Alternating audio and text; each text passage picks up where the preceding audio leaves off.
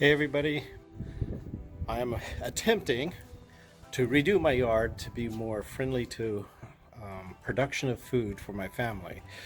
This last year in 2020 got me thinking about the potential problems in the future. And I'm not talking end of the world or apocalyptic stuff. I'm talking about just economic issues, pandemics, silly stuff like that that seems to cause us all kinds of issues.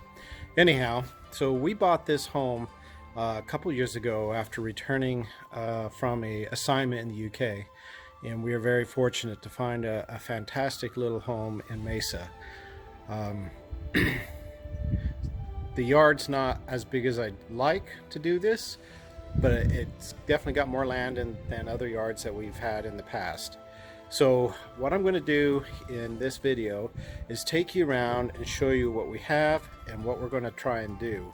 Some of it I already started before I thought about doing this video, but I'll point out the things that we've done and what we're going to change.